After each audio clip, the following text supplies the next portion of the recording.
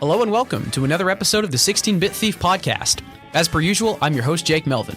Growing up in Enid, Oklahoma, I really didn't have access to arcades. Yeah, there are arcade games scattered throughout the town, like at the skating rink, the mall, the mini-golf place, and the water park, but it was slim pickings. I never had anything like the Milpitas Golfland, the Super Arcade, or Chinatown Fair, but oftentimes my family and I would take trips up to Oklahoma City, which was a marginal improvement. At Quail Springs Mall, there it stood. An enormous blue cabinet with the control panel separate from the 52-inch monitor. The game inside? Marvel vs. Capcom 2. It was a completely different game than from what I was familiar with. While I loved fighting games a ton as a kid, access to them was incredibly scarce. I would be lucky to see copies of games for rental at Hastings or Hollywood Video on systems that I didn't own at the time. Seeing MVC2 in action for the first time blew me away. The fast-paced action, the 2.5D presentation, the jazz soundtrack, it made me a true fan for life.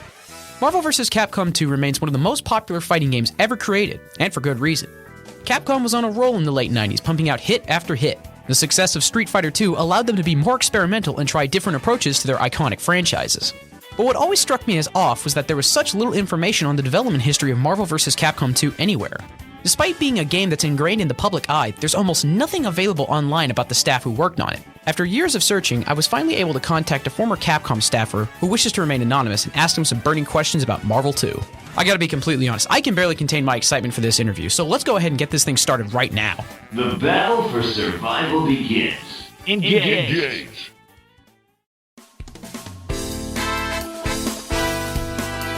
Question number 1. What led you to join the video game industry and Capcom? He loved Street Fighter II. At the time, he was playing in a band on the side. While it was easy to be a musician as a hobby, game design was not the same. He decided that if he wanted work, he would join game design and applied for Capcom. Question number 2. What have you been up to since your glory days at Capcom in the 90s? He lived in a city called Nara near Capcom, but was preparing to go to Tokyo where there were many jobs and more people. At that time, his wife was pregnant, so it was hard for him to find work. Soon after, he looked for colleagues to help him make games. He searched for companions with as high technical skill as possible, and while it was difficult, he ultimately succeeded. Question number 3. What is your philosophy on game design, i.e. the most important part of a video game that players pick up on?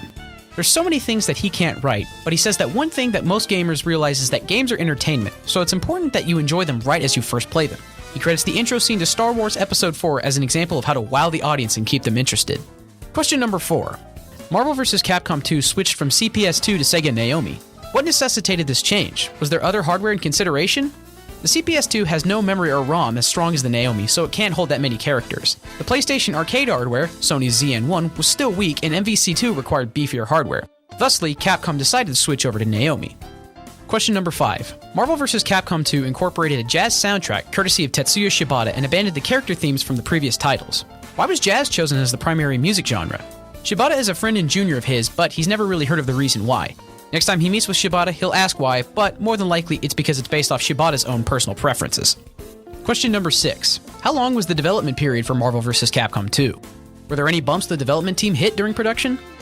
The development of Marvel 2 was quite difficult. It was very hard and sometimes the development team hit some snags, but unfortunately, he can't tell me very much besides that. Question number 7. Marvel vs. Capcom 2 changed to 3v3 battles instead of 2v2 with variable assists for each character. What was the decision for improving upon the assist mechanics? Marvel 2 was changed to 3v3 battles with the aim of adding new charm to the Marvel series. The assist mechanics were also improved because they wanted to increase the replay value thanks to the addition of so many characters, which is the main philosophy for Capcom's game design method. Hyper Combo Finish. Question number 8. Marvel vs. Capcom 2 saw the addition of characters like Hayato Kanzaki, Anakaris, Jill Valentine, and others for Capcom, while Marvel saw Cable and Marrow make their first appearance. Were there any characters that didn't make the cut due to time constraints or miscellaneous reasons? He can't talk much about this either, but long story short, every character they wanted to add was added. It was mostly from the higher-ups wanting more variety from other Capcom franchises. Question number 9. Marvel vs. Capcom 2 included a new Dizzy Out feature that would put the opponent in invincible dizzy state once a combo had reached 50 or more hits. Was this included to counteract any infinite combos and reset the pace of the match? Yes. Question number 10. Vampire Savior changed the round format to be faster paced and kept players in the same position upon the loss of vitality. What were the reasons and inspirations behind changing the round mechanics? The goal was to keep the gameplay time short while keeping you on your toes and keeping you excited. It was very important in arcade games, and that effect was tremendous for Capcom. Question number 11. Vampire Savior introduced tech hitting, which allowed players to escape offense by pushing buttons while blocking. The functions are similar to Marvel's push block or advancing guard function, but has a high risk if utilized incorrectly. Where did the inclusion for this mechanic come from? It was in fact inspired by Marvel's push block feature. However, it was necessary to tune it to better fit Vampire Savior's engine, and as a result, they decided to include some risks with it. Question number 12. How difficult was it to incorporate the Dark Force mechanic into Vampire Savior, and how did you decide who would obtain what power? There really was no technical problem. It was really more difficult because there was so much to do and so little time to spare. The director and Obata were the ones who made decisions on who would obtain what. Question number 3. Street Fighter III has a markedly different direction from other Street Fighters, incorporating jazz and hip-hop music as well as more inner-urban backdrops being commonplace. Why did the team choose this direction? It was mostly up to the sound director Hideki Okugawa, but the team also wanted the new Street Fighter entry to be different and fashionable from other previous Street Fighter entries.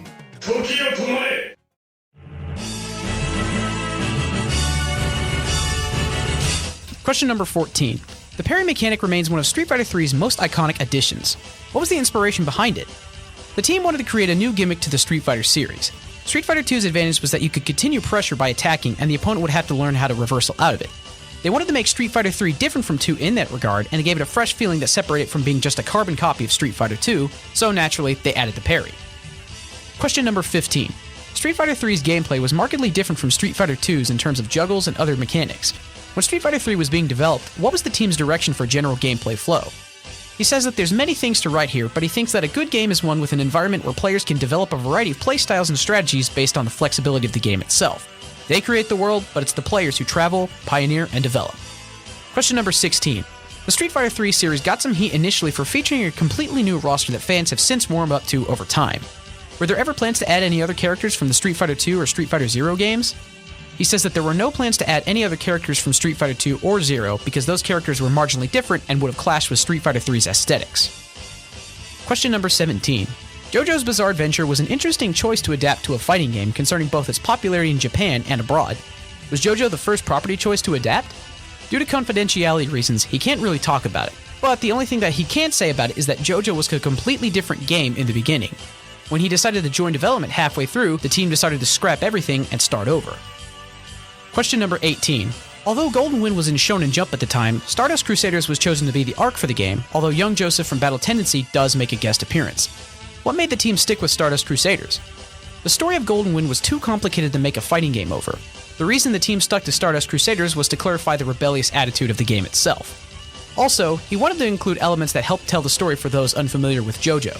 He even wanted to make an all-star game even after the higher-ups approved Heritage for the Future. Question number 19. JoJo had a unique roster full of characters who were only present for a few chapters in the manga or even rarely at all. What was the process of choosing the roster and their respective moves like? Basically, the team chose characters that they seemed like would be the most fun to play with in a fighting game. Question number 20. The stand mechanic is one of the first instances of a puppet fighter in fighting games. Did the stand mechanic go through numerous revisions before the final release? At that time, the game mechanic was new and there was nothing like it in other games, so various adjustments had to be made that were ultimately difficult to implement. The test players did not know what was right or what was wrong, and as a result, it was difficult to portray stands accurately. However, he does feel like the team did a fantastic job in the long run. Question number 21. What was it like working with Araki on JoJo? Was he a big fan of video games? Araki was very nice and very helpful to the staff and didn't say anything negative about the game. At that time, he was pleased to play JoJo and one of his first children was just born, and was ultimately satisfied with the final product. Don't give up. Challenge again. Wow, that answers quite a lot for me. Again, I want to thank my source for answering questions my 10-year-old self would have loved to have heard. Who would have ever known that Capcom wanted to do their own JoJo All-Star Battle long before CyberConnect 2 did? Crazy, but awesome. Thanks again for tuning in and listening to me. Be sure to check out the next episode in which I interview Masateru Umeda, the lead designer of Namco's criminally underrated game, The Outfoxies. But until then, this is the 16-Bit Thief, signing off.